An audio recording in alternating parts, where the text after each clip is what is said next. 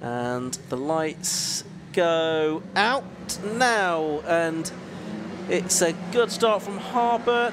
He gets away better than Craig Bell. Of course, it's a staggered grid being single-seated. There's one car rather slow away towards the back of the field. We'll see what happens with that, but it's Harbert leading Craig Bell as they head into the first corner. It was that Colin Gregory that was up into third position possibly as well. We'll pick up on that in a moment. In the 72 car, Vaughan Jones certainly is in fourth place, and it looks like Ben Cressy down to fifth possibly at the start of this race. There's the 8 car, the yellow car you can see going through, which is Ross Price, who started from the back of the grid, having missed qualifying as Craig Bell gets the lead at Tower Corner, but he outbrakes himself and he's off the road. He's into the Farmers Field. Disaster for Craig Bell. Well, that is the exact opposite of what happened in race 1, and he's stuck in there by the looks of it. He took the lead with the outside move at Tower Bend in race 1, but it's gone completely wrong for him in race number 2, and that, by the looks of it, has put Colin Gregory up into second place with Vaughan Jones in third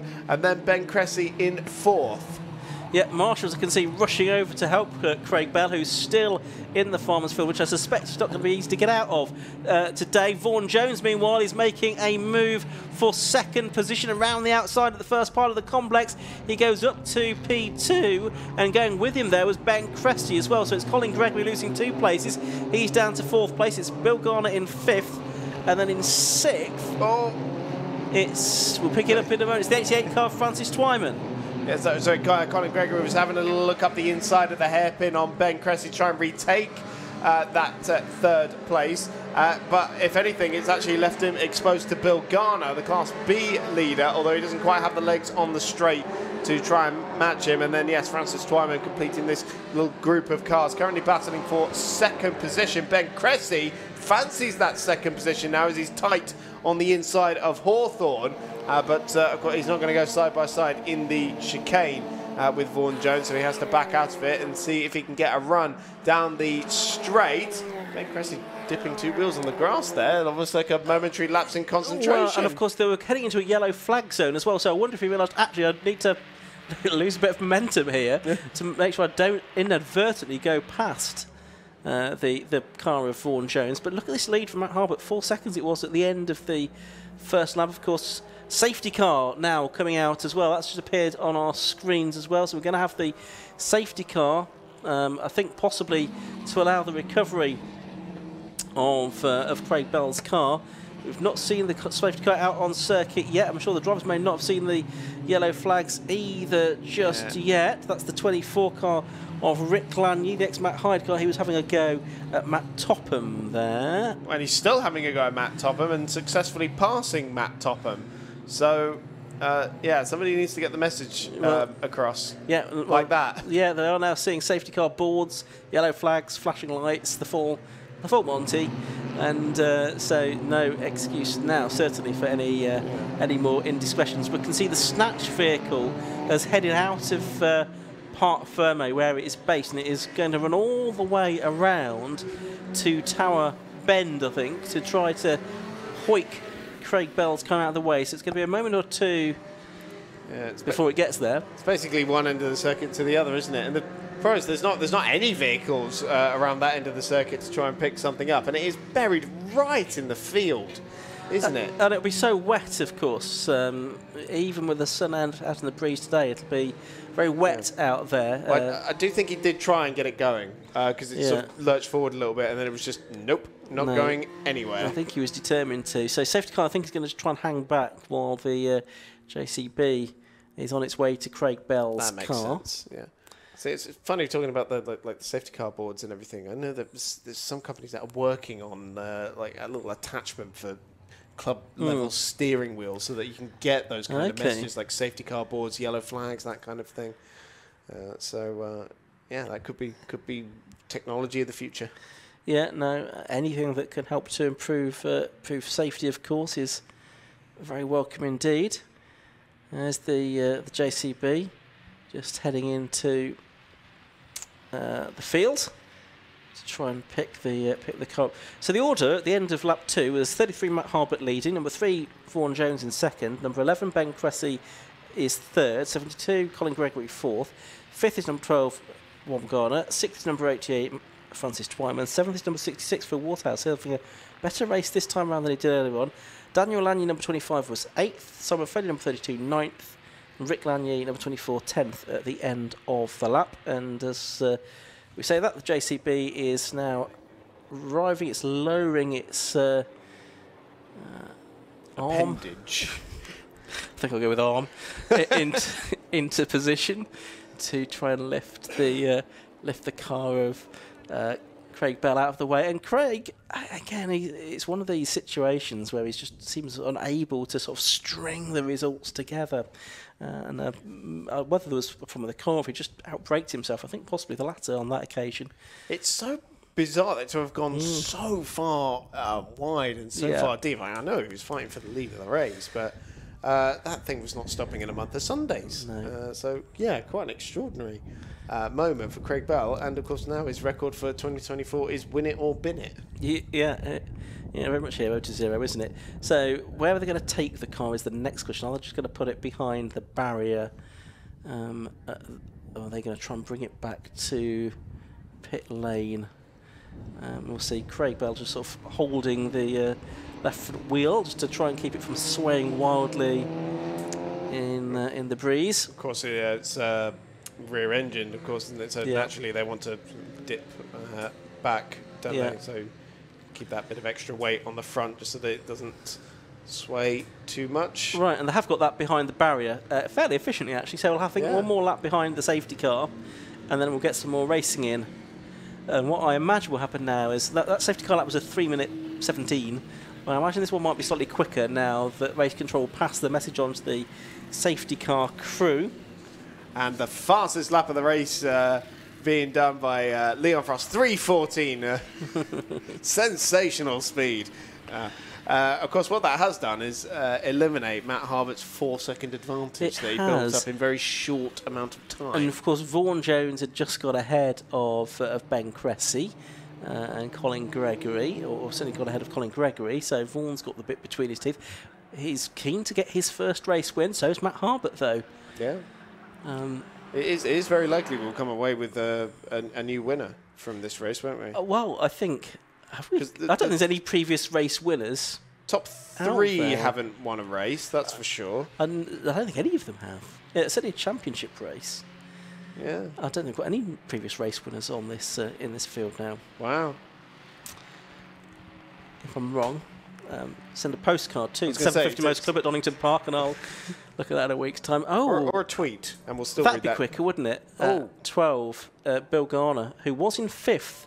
His car's come to a stop. What they could do with here is the JCB to lift that out of the way, but unfortunately it's now at the other end of the circuit with Craig Bell's car. Oh, that might extend the safety car period depending on where he's That's actually... not going anywhere. It's completely seized, isn't it? Yeah, and he's parked on the left-hand side of the entry of Clairvaux, which is frustrating because, of course, the entry point into the circuit is right there. Yeah. You know, you've got the pit lane you could put it in. There's the assembly area not too far as well. So there's multiple points that they could move that car to if they could move the car. Yeah, it's going to need a lift. And I don't know if we've got anything that can lift a car besides that JCB, which is currently at Tower Corner. Now we've got someone there waving cars past, which indicates they might be about to pull off. That's the... I think it's Leon Frost, the 93 by the looks of it. Okay, interesting. Safety car still out, so we thought we might get going again at the end of that lap, but of course with that car stranded on the sort of apron in front of the paddock, then it's going to be a little bit while longer. The marshal was indicating keep over to the right-hand side of the circuit, so I'm very keen about that, although the car that's stationary is off the circuit on the left, but it's because we've got another tractor that's been found in a barn somewhere, possibly. Somebody's dug the keys out the back of the sofa. Yeah, to come and try and rescue it. The pace has dropped dramatically. We're down to the 2:18s now, having been in the 3:18s a lap ago. Yeah. So, rapid. Well, because we're thinking we might get going again. Yes. Ironically, that's not helped us get going any quicker, but you know, such is the way. Now is that the 13? Rachel Swain's GAC. Oh, that car was having problems earlier, wasn't it? So it looks like those issues have returned. Yeah, she didn't start the first race, unfortunately. Right, so that car hopefully is going to be hauled out of the way. Anybody else going to stop now their car is out of the the time. circuit? Speak now, forever hold your peace. Right, so where are they? They're at Tower. They've got another half a lap to do. About 3 minutes. So they'll probably get 2 more laps. I was going to say, out this of could be very short and sharp 2-lap shootouts, couldn't it, really? And wow, what an opportunity for Harbert, for Vaughan Jones, for Ben Cressy as well. It's the kind of racing where you've got to really think on your feet, haven't you? That have got 4 laps probably if they had got going at the end of the previous lap behind the safety car. But as it is, just time for possibly a couple. Of course, the demise of Bill Garner there has promoted the 66 of Phil Waterhouse into the Class B lead in 6th position overall. And the next closest car in that class is 2 behind him, which is the 32 of Simon Foley. So yeah, Class B could still be decided as well, which is for the more simply designed cars. Yeah, and Phil Waterhouse is a bit of a Croft fan as well. He lists it as his favourite circuit. 57-year-old from Plymouth. It's a long way from home for it to be your favourite circuit, isn't it? But we're about to go racing again, I think. Safety car pulls into the pit lane, so we're going to have just time for 2 laps, I reckon. Just over 3 minutes to go as Matt Harbert comes up to the line. Vaughan Jones not awfully close to him, I have to say. He's not really got the hang of the safety car restarts, hasn't Vaughan Jones? I think Matt went very, very early in the middle of the complex and, yeah, caught Vaughan Jones napping a little bit, and that has prompted Ben Cressy to mount a big challenge. But Francis Twyman getting very, very hot on the brakes into Clervaux for the first time of asking after this safety car restart. Did manage to bring it into the apex, and unlike Craig Bell, kept it on the circuit. But yeah, Matt Harbert has absolutely left them for dust. He was 1.7 seconds clear when they got to the timing line. Side by side for 4th place, side by side for 2nd place as well, as Ben Cressy looks on the inside of Vaughan Jones into Tower Bend. And the Ben Meludi title winning car does go through. Francis Twyman trying to find his way through on Colin Gregory as well. He's got the inside line for the Jim Clark S's, and he does successfully make his way through. So 2 corners and 2 position changes there. Okay, so Ben Cressy up into 2nd place in the 11 car. If he can stay there, this would be his best result. Had some 3rd places here last year, but never yet broken into P2. And in the earlier race as well, in the 3rd position. Yeah, so, that's right, yeah. Matching his best result, so this would be his new best result. If it stays this way, which it might not, a lap and a bit to go. It's Matt Harbert leading the way from Ben Cressy now in 2nd place. There's quite a gap between the 2 of them. Then it's Vaughan Jones 3rd, Francis Twyman is 4th, and Colin Gregory is 5th. And then it's the Valari Tasso of Phil Waterhouse there in 6th position. A car that started out as an Ari, but he decided to add the Phil to the front of it. So Dan Polly making a move on the inside of the hairpin. And he's just gone over the line in 11th place. Tim Probert for the pits, smokily. So not been a happy weekend at his closest circuit for Tim Probert, car number 4. So Harbert leads with less than a minute to go. Watching the Rick Lanier battle with Simon Foley, who is of course 2nd within Class B as well in the Maverick Mark II. There's Twyman. He's in 4th place, just ahead of Colin Gregory, and quite a long way clear of Phil Waterhouse there. Yep, a couple of seconds there, and then this is Rick Lanier in the number 24, the blue machine. Rick Lanier driving Matthew Hines' 2023 title-winning car, and hoping for some slightly better luck with a new car for this year. But you see he's fending off Simon Foley and Matt Topham for the moment as well, and that is the 44 of Dan Polly, the Irish Formula V champion that has worked his way up a couple of places. Just looking at the back of Simon Foley. Meanwhile, I can tell you that Matt Harbert is into the hairpin for the final time in this race. He's already out of the hairpin and about to head to what should be the checkered flag here. There he is. He's up to the line. Actually, that looked like the last lap board going out rather than the checkered flag. Okay, they've given them one more lap then, it would seem. So Matt Harbert goes on to his final lap, 2 seconds ahead of the rest. Ben Cressy doing the new fastest lap of the race in second position, 1:34.778, a little bit off the pace of the cars in the early race. And now we've got Daniel Lanier, who's got himself ahead of Phil Waterhouse. We've got 3 cars side by side a bit further back. Rick Lanier, I think he's going to come out on top of all of those. Oh. Dan Polly very much in there as well. So Rick Lanier getting ahead of Dan Polly. What a battle this is for sort of 8th, 9th, 10th places.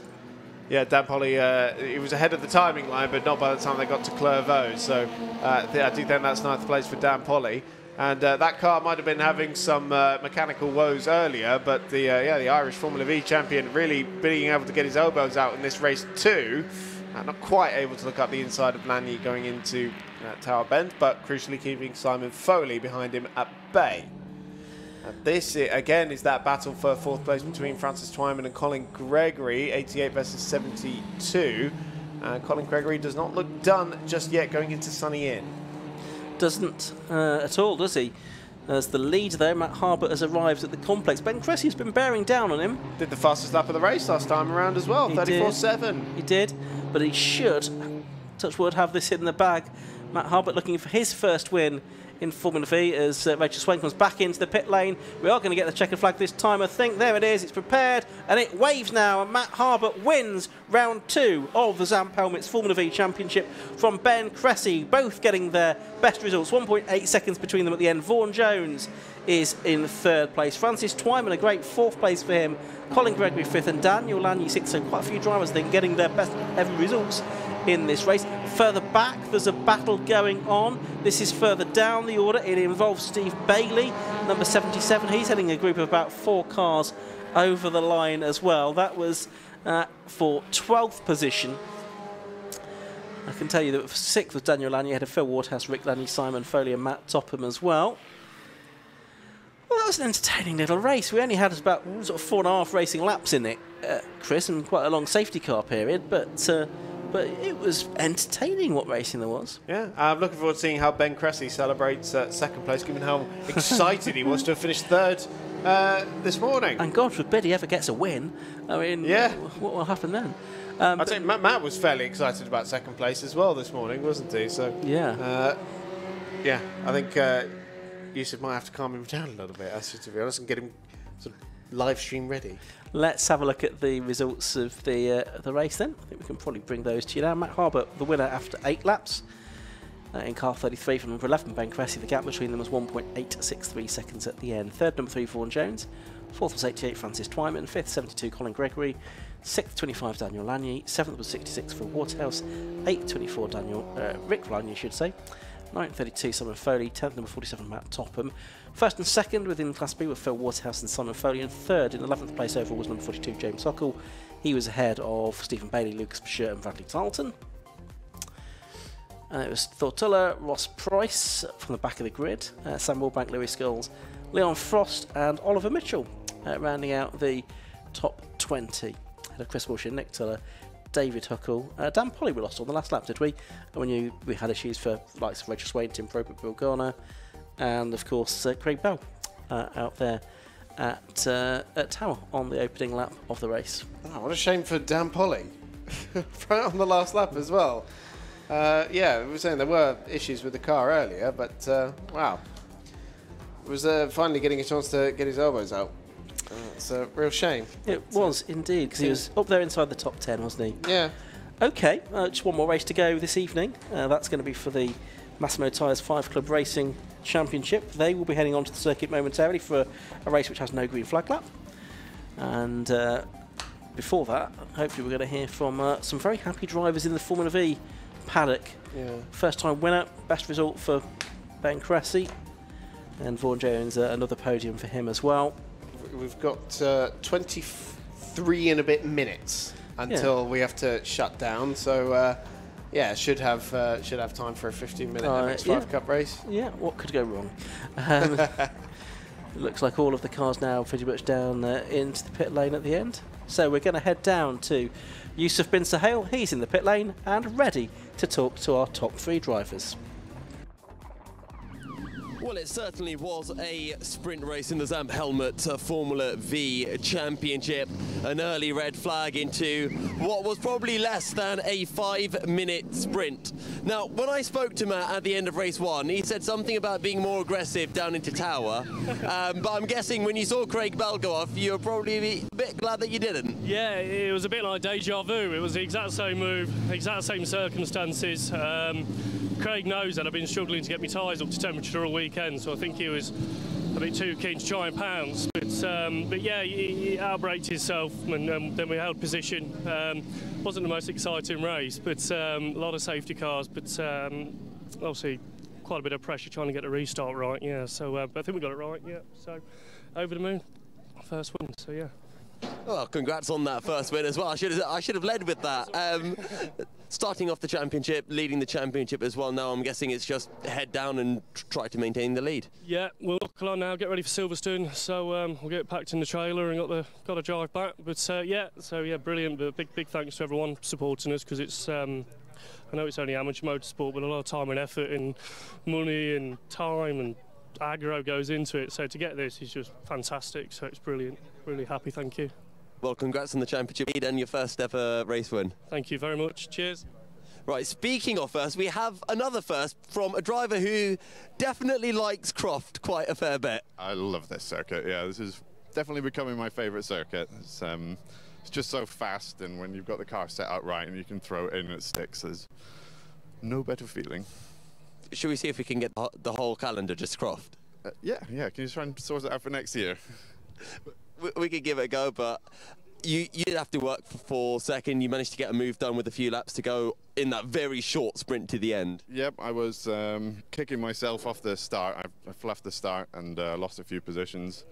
And then was trying to make them up. There was a couple of yellow flags that sort of stopped me, so I think I was third when the safety car came in after Craig retired. I kind of thought I might have the legs on Vaughan a little bit, so went for it, and then I thought it's not over till it's over, so I thought I'd see if I can close the gap on Matt as well. But yeah, he's very quick, very experienced driver, and yeah, second place, best result for me though, so extremely happy. Well, congrats on the second. Also, I've got to apologise to Vaughan because I don't have enough time to get him for an interview. We've got our next grid, the final race of the day, gridding up. So a quick ad break, and then in we go for the last time.